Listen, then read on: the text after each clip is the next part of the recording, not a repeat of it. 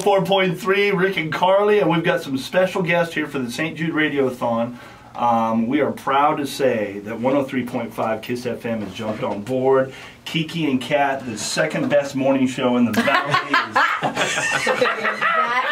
Hey, we'll take it. If we can get second best, we're anywhere. No kidding. I don't know where we are on that list. We're like way out. So this is your first some of this. What did you want to say about St. Jude or about the kids here in the Treasure Valley? You got some thoughts? Yeah, you know, I've known about St. Jude since, I mean, this is going to be crazy, but like watching The Apprentice, you know, and watching some of the massive country stars that would come on there and do things for St. Jude. It was always a country act that was a part of that, and I always remembered that because I didn't know anything about St. Jude, and then I started listening to the yearly thing here, and I remember it started at like 10,000, 11,000, something like that. And last year's, as you hit $100,000, like that's just unbelievable. Yeah. Being involved in the community, and you know, my son had some very, very massive health issues when he was 10 months old, and we've dealt with it. It just never goes away. We've dealt with it and we've weathered it, and he's doing great. But I remember being in elevators, going up and seeing our listeners in elevators every time I went, and then I realized that there's just so many people out there that go through things, and we're blessed, we're lucky, and there's a lot of people that aren't. And you know, when we talk about when the government shutdown was going on, they were saying that people are like 1 to 2 paychecks away from going like broke, having to leave. Imagine finding out that your kid has cancer. Like, first, forget about the emotional destruction that it does to you. What are you gonna do? Like, well, all the things that go through your mind. And you know firsthand, going through the medical stuff that you went through with your son, how those bills start coming in and the toll that takes.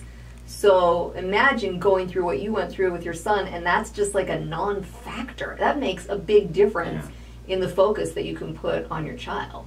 Yeah, I think you when something happens in your life, you're able to relate.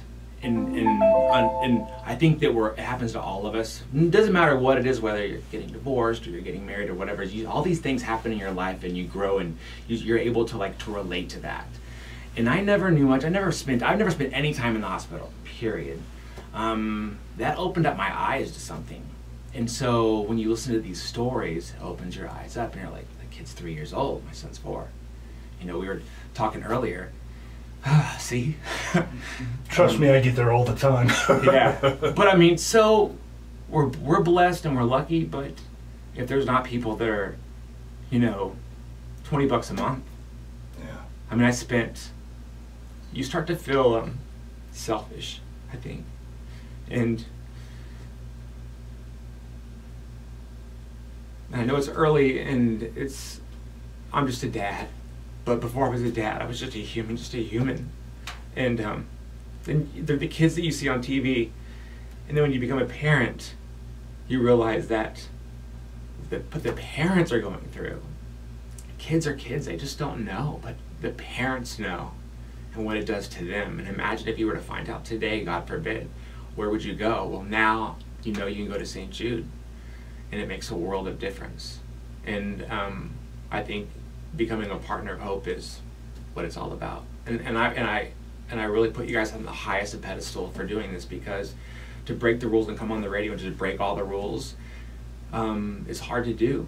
And to put your heart out there is hard to do. So, I mean, Kat and I didn't blink an eye when they asked us to be a part of it. So we just hope that you guys can get over that 100,000 mark, and hope that it helps another family out. It's not up.